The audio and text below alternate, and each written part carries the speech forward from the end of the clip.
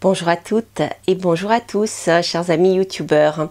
Alors aujourd'hui, je vais vous présenter un ouvrage sur les vampires. Et oui, vous avez eu peur, n'est-ce pas? Non, ce n'est pas Arnaud Tully qui les a écrits, mais bien sûr, aujourd'hui, nous allons parler de vampirisme énergétique, identification et protection, aux éditions Alliance Magique. Alors, la présentation de cet ouvrage n'est pas anodin, puisqu'il s'agit de Journal d'un vampire. Et c'est vrai que donc même si on connaît le vampire au travers les films, des livres pour adolescents souvent, etc., il n'en demeure pas moins que le vampirisme énergétique, entre autres, existe. Et c'est ce que nous explique Arnaud Tully justement dans cet ouvrage. Donc je voulais prendre le temps de le lire en détail. Je vous avais fait une brève présentation au moment de sa main d'ailleurs.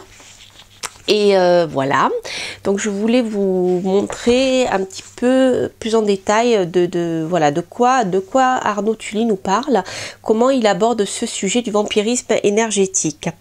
Alors tout d'abord, moi ce que j'ai aimé dans ce livre, c'est que nous avons, comme dans la plupart des livres d'ailleurs du groupe Alliance Magique, nous avons une présentation, je dirais, un peu plus didactique, dans le sens où voilà, on essaye de définir ce dont on parle, et par la suite, en fin d'ouvrage, on retrouve des techniques, des techniques que les auteurs je dirais utilisent et partagent, et donc c'est toujours intéressant parce que on reste pas que dans le discours, on est aussi dans la méthode, justement, on est dans la mise en pratique de ce que l'on écrit. Voilà. Donc je cherchais les mots. Donc ce que j'ai aimé, comme je vous le disais, dans ce livre, ce sont tout d'abord des exemples concrets dans sa manière d'aborder le sujet. C'est-à-dire que c'est rigolo parce que lorsque je lisais le livre, je pensais à mon prof de philo en terminale, qui est pour expliciter des termes abstraits philosophiques, il utilisait toujours des exemples concrets, comme par exemple, je ne me rappelle plus exactement de quoi il s'agit, j'ai oublié depuis, mais il nous parlait d'un couteau et du fromage, vous voyez, donc on est sur des choses concrètes. Et ce que j'aime bien dans le livre d'Arnaud Tully, c'est que des choses qui pourraient sembler compliquées a priori, ils expliquent simplement en donnant des exercices simples. Par exemple, il explique comment sont créées les larves astrales, que sont les larves astrales. Il nous explique comme la circulation énergétique, lorsqu'on a par exemple une bouteille d'eau qui est percée, etc., au niveau de lorsqu'on perd de l'énergie et tout. Enfin voilà, c'est toujours très très concret, et j'ai beaucoup aimé. Alors l'autre chose qui est très intéressante aussi, c'est l'absence de jugement de valeur. Donc ça, c'est appréciable, puisque tout le monde peut écrire en effet un livre ou s'exprimer en utilisant des jugements de valeur. C'est facile, hein, tout le monde est capable de juger, de donner mais c'est pas l'objectif d'un ouvrage. Donc voilà, c'est un ouvrage qui est, je dirais, rationnel, voilà. Si on peut parler de rationnel, mais vous allez voir que en effet le vampirisme énergétique est bien rationnel, hein. On n'est pas du tout dans de la philosophie. Alors je regarde, j'avais pris pas mal de notes justement pour pas oublier de vous dire certaines choses. Voilà, donc par exemple par rapport au jugement de valeur, donc Arnaud Tully explique que tout le monde peut être vampire sur le plan énergétique. Voilà, il explique que bien par exemple lorsqu'on est extrêmement malade et que notre corps a besoin d'énergie pour pouvoir survivre simplement, eh bien il va peut-être chercher à puiser de l'énergie là où il y en a. Alors ça peut être au travers des plantes, des animaux, mais ça peut être aussi auprès d'êtres vivants. Voilà. Et il fait le parallèle avec la Vampire Magic, qui est, je dirais, un groupement en fait de vampires magiques, donc qui utilise le vampirisme énergétique pour travailler en magie, parce que on sait très bien que lorsqu'on fait de la magie, on utilise en fait la magie, c'est de la manipulation d'énergie, d'accord.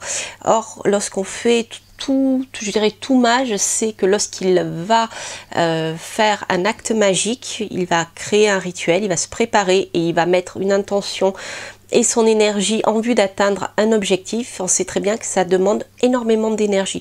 C'est bien pour ça d'ailleurs que quand on parle notamment sur Radio Arcadie de magie et de sorcellerie dans le sens eh bien, de guérison, par exemple utilisation des plantes, etc.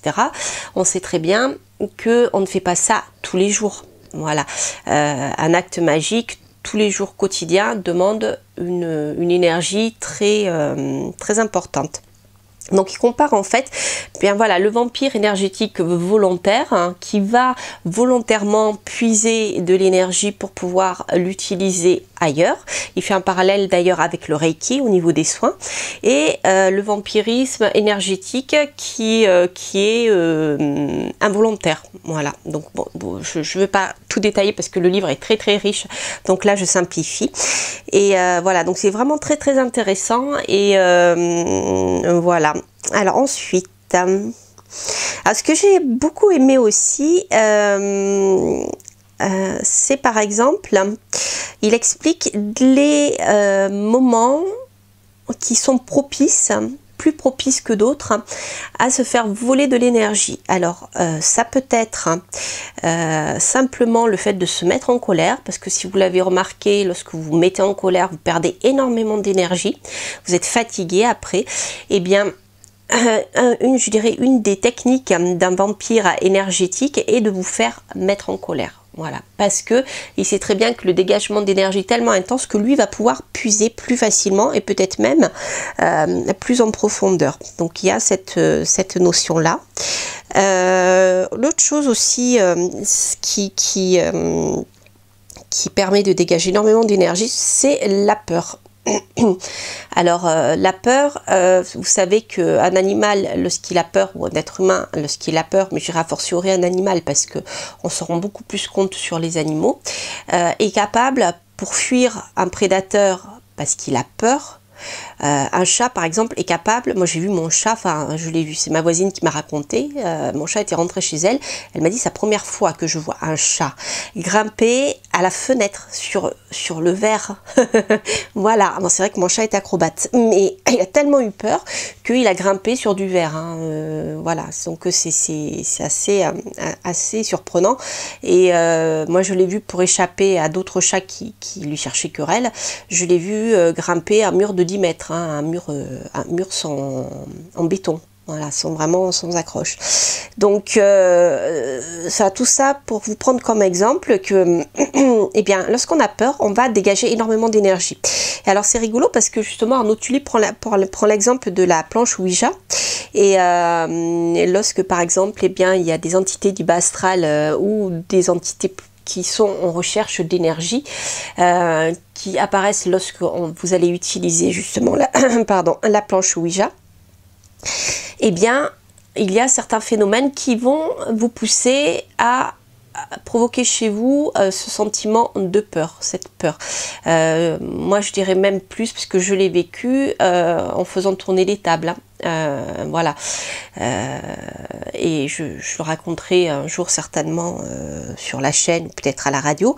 Mais voilà, j'ai vécu quelque chose extrêmement inquiétante. Du coup on a tout arrêté lorsque j'étais jeune, et c'est vrai que là a priori justement les entités qui se manifesteraient à travers ce genre de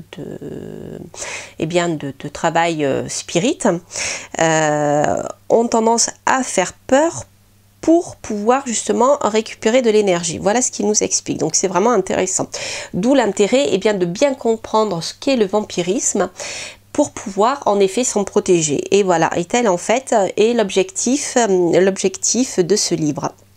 Donc c'est un livre simple, simple dans le sens qu'il est, il est facile à lire, il est accessible à tous, il est très riche par contre, il y a beaucoup de choses, il explique vraiment, Arnaud Tully explique vraiment en détail eh bien, ce qu'est ce vampirisme énergétique, mais en même temps à la fois il le dédiabolise, donc c'est je trouve très intéressant. Alors, grosso modo, donc vous avez une première partie du livre qui va parler des différences qu'il existe entre le vampirisme émotionnel et le vampirisme énergétique. Donc il va bien définir ce qu'est le vampirisme énergétique. Donc bien sûr au départ on est là dans les 2 premiers chapitres. Ici il y a des explications et bien voilà sur vous voyez je vous parlais de la Vampire Magic, voilà les mécanismes acquis, le vampirisme inconscient, donc il explique bien tout ça. Ensuite, donc bien sûr, il parlera aussi de tous les vampires qui ne sont pas humains et qui viennent à ce moment-là, et bien de ce qu'on appelle les plans subtils en fait. Donc il va nous parler des larves, donc comment sont constituées les larves, comment elles se constituent. Donc celles-ci bien sûr sont tout le temps en quête d'énergie. Puisqu'elles sont justement issues de nos colères, de nos soucis, etc. Il va nous parler aussi des ghouls, des esprits désincarnés, il va nous parler des incubes et des succubes plutôt, pas des ghouls, hein, voilà c'est ça. Où là on est, alors ça aussi c'est intéressant, on est dans la partie je dirais parmi les moments où un être humain va dégager énormément d'énergie, va expulser beaucoup d'énergie, on est dans tout ce qui concerne l'énergie sexuelle, dont se nourrissent les incubes et les succubes. C'est intéressant parce qu'en magie, justement, j'en parlais il n'y a pas longtemps sur le livre de la magie des sigils. Justement, l'auteur expliquait comment charger les sigils en utilisant l'énergie sexuelle, voilà, au moment de l'orgasme. Et donc là c'est un peu pareil, les incubes et les succubes en fait se servent dans le rêve, dans le sommeil, de rêves érotiques pour pouvoir capter votre énergie. Donc vous voyez, il va loin dans l'explication de tout cela. Bien sûr, il parle des esprits désincarnés, hein, qui sont des animaux ou des hommes qui sont décédés et qui cherchent à communiquer avec nous. Voilà. Alors, je regarde mes notes parce qu'il y a beaucoup de choses. Je ne vais pas tout vous lire. Je ferai, je pense, une chronique sur Radio Arcadie un peu plus en détail. Donc, voilà. Qu'est-ce que je voulais vous dire d'autre? Alors là, je dirais la fin du livre, une fois que on a abordé la définition du vampire et de ce que c'est, voilà, le prédateur, etc. À partir du chapitre 3, je l'ai passé, voilà, c'est ça. Donc à partir du chapitre 3, il va nous expliquer comment, en tant que victime, comment le vampire, comment ça va se manifester chez la victime, et comment le vampirisme intervient aussi chez le vampire lui-même. Donc c'est très intéressant. Il va nous parler bien sûr des différents types de vampirisation qui existent, donc par contact, par vue, par proximité. Bien sûr, il abordera l'aura. D'accord, comment voir l'aura, donc l'aura qui bien sûr à la fois nous protège, hein, c'est je dirais une barrière énergétique. Alors à la fin, voilà, une fois avoir bien défini tout ce qu'il existe, il va nous expliquer comment identifier que l'on nous vole de l'énergie et comment se protéger. Donc ce que je vous disais, voilà, c'est très intéressant, c'est-à-dire qu'on va ici retrouver plein d'exercices à faire tout seul ou à deux pour faire des échanges d'énergie, ressentir ce que c'est lorsqu'on nous vole de l'énergie. Voilà, comment ressentir sa propre énergie, comment ressentir, déjà identifier les ressentis, etc. Comment s'entraîner pour, vous voyez l'aura, voilà, il parle de l'aura. Voilà, comment ressentir le vampirisme, ressentir le vol d'énergie. Voilà, il nous donne des exercices et comment s'en protéger. Une fois qu'on a pu se protéger, une fois qu'on a pu identifier, apprendre à identifier, eh bien, ce vol, cette déperdition d'énergie et ce vol d'énergie, il va nous donner différentes techniques. Alors, je dirais qu'ils vont de la technique la plus simple à la technique la plus complexe, même je dirais magique. Donc c'est très intéressant, c'est un livre qui va loin, je trouve. C'est-à-dire qu'il va bien sûr nous parler eh bien, de la bulle de protection, hein, de la lumière blanche. Je dirais que c'est peut-être celle qui est le plus connue. En tout cas, je sais que lorsque j'étais adolescente, j'ai une amie qui m'en avait parlé pour m'aider à me protéger. Et c'est vrai que c'est peut-être celle dont on entend le plus parler, mais pas que. Et donc il explique comment par exemple couper des liens qui sont déjà établis, parce qu'avant de se protéger, il faut peut-être déjà couper des liens qui existent déjà. Donc avant, Arnaud Tully nous a expliqué comment les repérer. Comment se nettoyer aussi à l'aide des bains, de l'encens, de certaines plantes, certains types d'encens, donc ça c'est intéressant aussi. Les cristaux par exemple, donc les cristaux, comment les utiliser, ceux qui absorbent les mauvaises énergies et ceux qui protègent. Donc là par exemple ici, bien, il nous parle justement de l'œil de tigre, qui est une pierre parfaite pour renvoyer les mauvaises énergies à celui qui les envoie. Ensuite, il nous parle du quartz, parce que le quartz est très puissant. Donc en général, ce sont les pointes de quartz qu'on utilise. Donc il explique également comment comment programmer les minéraux pour qu'ils soient, je dirais, eh bien, destinés à avoir une action plus forte qu'une autre. Voilà. Donc au niveau de la protection, vous pouvez également vous en servir. Alors, oui, il nous parle bien sûr de l'œil céleste. Hein. L'œil céleste, je dirais, qui est... que voici, je ne sais pas si vous voyez bien l'œil au centre, là, parce qu'elle est en forme de cœur. Et la lumière n'est pas très bonne aujourd'hui. Voilà. Donc les obsidiennes, qui sont des pierres qui sont extrêmement puissantes au niveau de la protection, surtout lorsque on est en contact avec les mondes occultes. Voilà. Et bien sûr, donc ce que je vous disais, sur le plan magique, Arnaud Tully nous apprend à créer un gardien. Pour une durée déterminée, bien sûr à le faire disparaître. Et là on rentre dans, je dirais, une protection qui est un peu plus complexe. Voilà, que moi je ne conseillerais pas à des débutants, d'ailleurs qui ne conseillent pas à des débutants. Il faut connaître un petit peu, il faut surtout savoir le gardien, il faut savoir bien le constituer, puis il faut savoir l'arrêter aussi. Voilà. Voilà. Donc beaucoup de choses intéressantes. À la fin du livre également, il va nous parler bien, de l'hygiène de vie, de la respiration. Donc ça, il nous en parle dans le livre. Donne des petits conseils d'hygiène de vie, notamment bien de manger des aliments vivants. Je pense par exemple aux crudités, ou mieux si vous avez un potager, ce genre de choses, etc. Il nous parle aussi bien sûr de tout ce qui est sport énergétique ou yoga, vous voyez, voilà, enfin bon, on rentre dans tout ce qui est énergétique, comment en fait améliorer son énergie et, simplement dans sa vie quotidienne, pour pouvoir, pour éviter simplement de devenir nous-mêmes des vampires énergétiques, voilà. Donc voilà, c'est un livre très très intéressant que j'ai trouvé le temps de le lire là. Je voulais le faire avant Noël.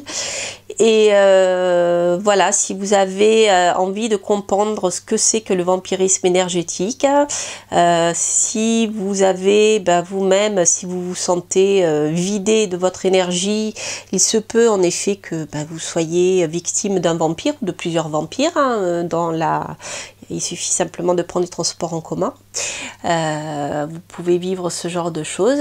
Et bien, si vous avez envie d'apprendre à vous en protéger, c'est un livre qui sera très très utile, très pratique et qui explique bien tout cela. Donc voilà, donc comme je vous disais, tout ce qui va parler des mondes occultes n'est pas sans danger, il ne faut pas le diaboliser, loin de là, puisque nous vivons avec, je dirais constamment. Simplement, il est bien d'en être conscient, de savoir ce que c'est, de savoir ce qui se passe et de savoir s'en protéger. Donc, pour quand même, pour éviter que vous pensiez que ce livre ne parle que des mondes occultes dans le sens, personnes décédées ou incubes, succubes, larves astrales, etc.